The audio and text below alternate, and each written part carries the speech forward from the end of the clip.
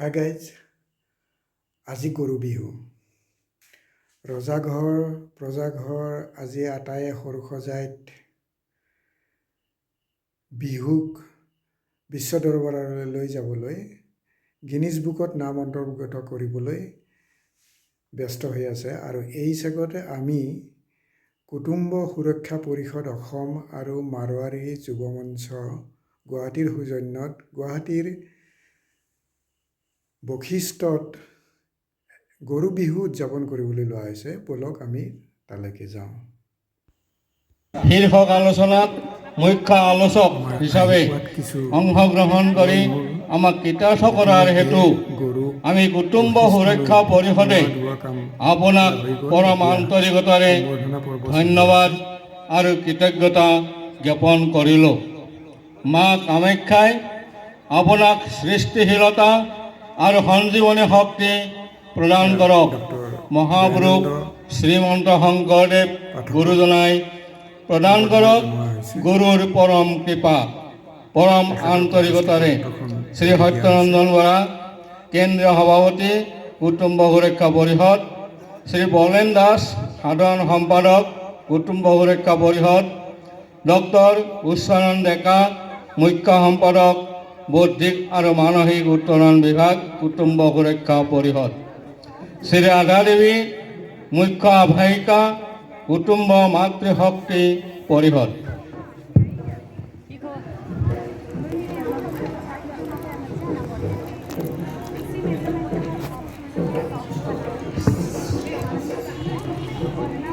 আমি আপোনালোকৰ মাজত চিনাকি কৰাই দিব খোজাৰ লগতে যিহেতু সম্বৰ্ধনা পৰ্বটো চলিও আছে, আমি আমাৰ মাজত পাই সুখী হৈছোঁ ডাক্তৰ হিতেশ বৰুৱা।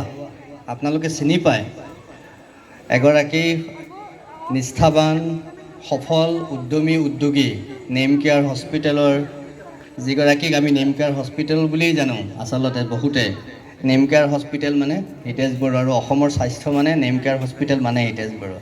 মোৰ এটা বিশেষ অভিজ্ঞতা কওঁ, যোৱাবাৰ সূত্ৰধাৰ অনুষ্ঠান কৰিছিলোঁ উত্তৰ প্ৰদেশত। মই এইকাৰণে কৈছোঁ তেখেত থাকোঁতেই, তাৰপিছতে বিভিন্ন ধৰণৰ সমস্যাত পৰিলোঁ। তাৰ পৰা ফোন কৰিছোঁ ঘূৰি আহি দিল্লীৰ পৰা, মই বোলো বৰুৱাদেউ মোৰ গাটো ভাল লগা নাই।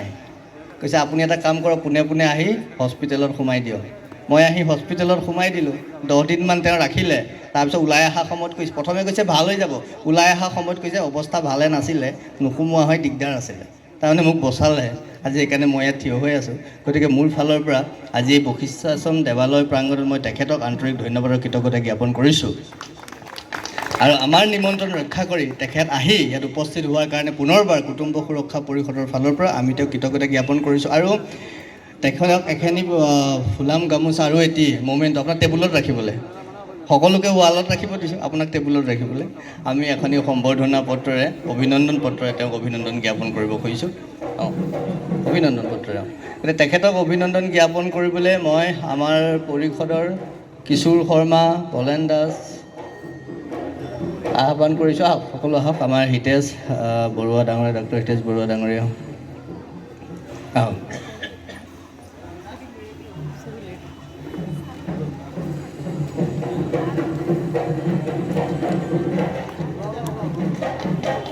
দিয়ক মাৰক।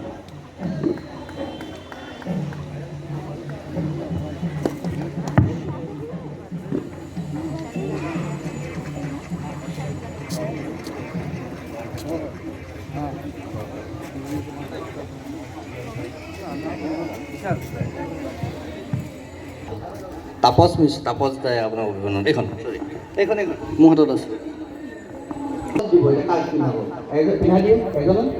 ঠিক আছে, ঠিক আছে। আমাৰ ফালৰ পৰা কৃতজ্ঞতা হিচাপে আৰু এয়া মানপত্ৰ, কৃতজ্ঞতা পত্ৰ তেওঁলোকলে আমাৰ ফালৰ পৰা কুটুম্ব সুৰক্ষা পৰিষদৰ পৰা মাৰোৱাৰী যুৱ মঞ্চলে আমাৰ কৃতজ্ঞতা পত্ৰ।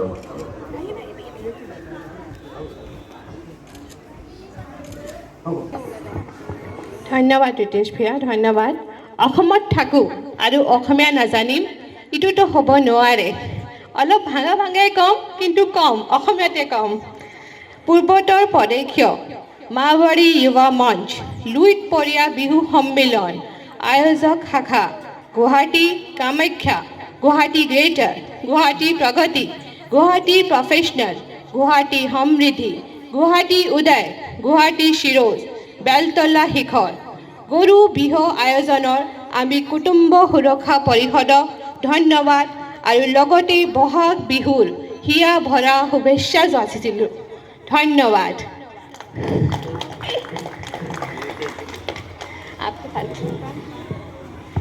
এতিয়া আমন্ত্ৰিত কৰিছোঁ Riteish Bhuyan, Ram Bhuyan, please come forward, আগত আহক। চিত্ৰঞ্জন ছাৰ আগত আহক আৰু ক্লাপিং।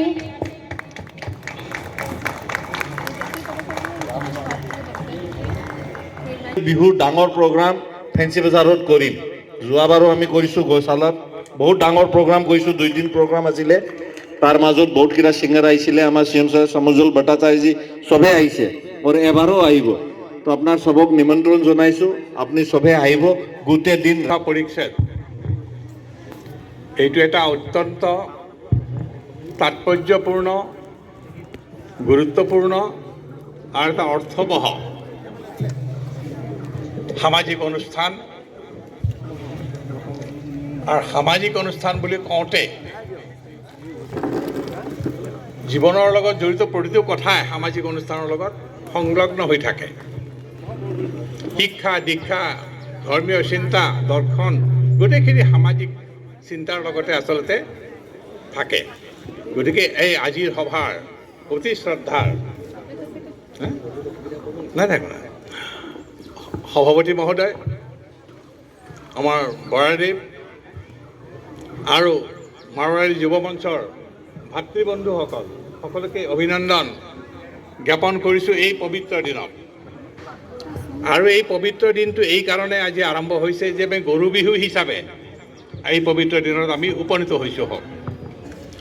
আৰু বিহু বুলি কওঁতে এতিয়া আমাৰ পোনপ্ৰথমে আমাৰ সৰু ল'ৰা এগৰাকীয়ে বিহুগীত পৰিৱেশন কৰিছে অতি সুন্দৰকৈ। আৰু বিহুগীতৰ মাজত অসমৰ প্ৰকৃতিৰ কথা আছে, গৰু বিহুৰ মাজত বা সেই বিহুগীতৰ মাজত আমাৰ সম্প্ৰীতিৰ কথা আছে, ভাই ভগিনীৰ মাজৰ সম্পৰ্কৰ কথা আছে, মানৱ জীৱনৰ কথা আছে, প্ৰকৃতিৰ লগত মানুহৰ সম্পৰ্ক কি সেই কথাটো আছে।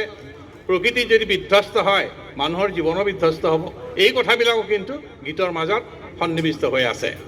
গতিকে আজি বিহু ৰঙালী বিহু বুলি কৈছোঁ। ৰঙালী বিহু বুলি কৈছোঁ তাৰমানে আনন্দৰ বিহু, ৰঙালী ৰঙীন।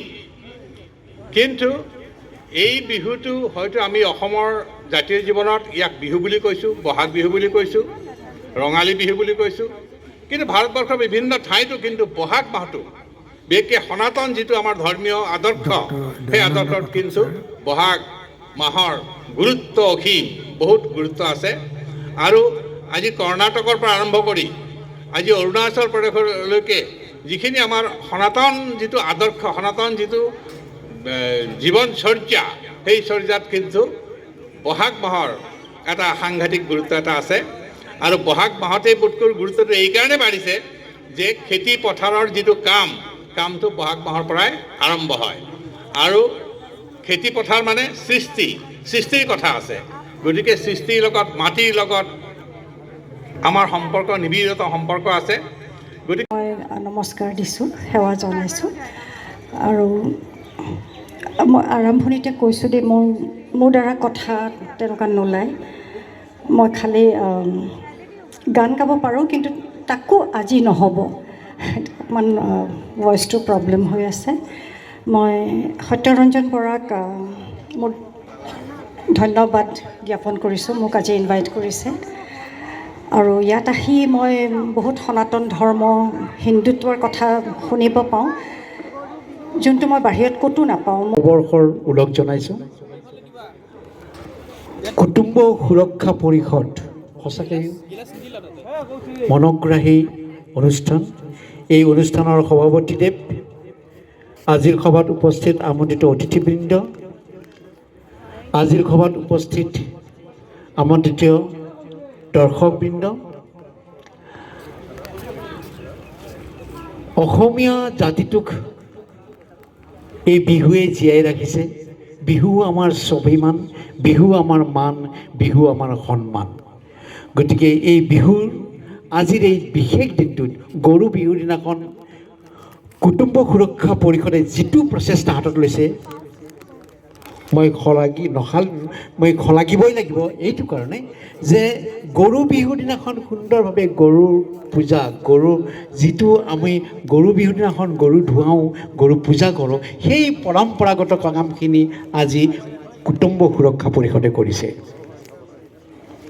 এই বিহুৰ দিনাখন আমি গৰু বিহুৰ দিনাখন গৰুক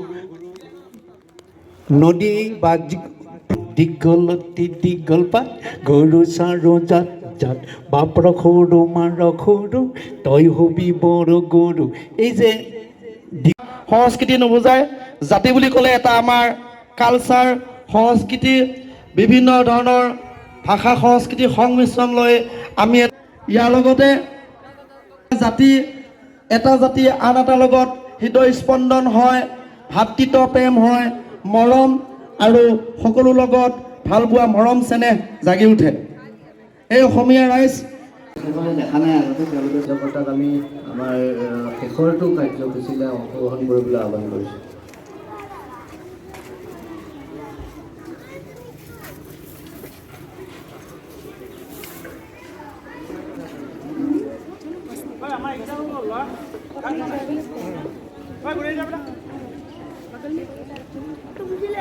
হ'ব কৰিলে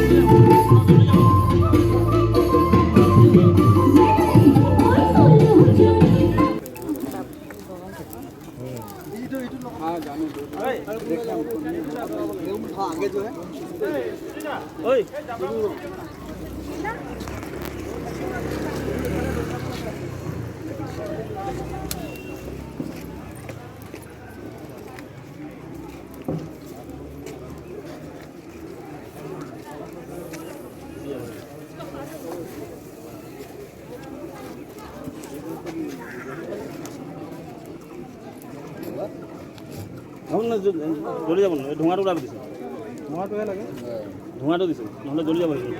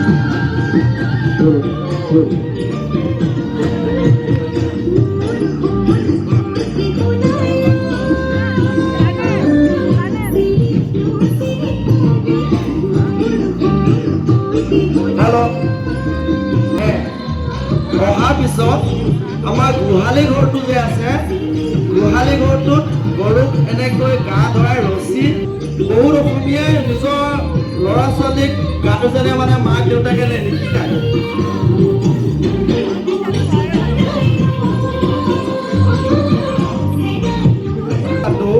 প্লাষ্টিকৰ ৰছীবোৰ ইউজ কৰিব নালাগে।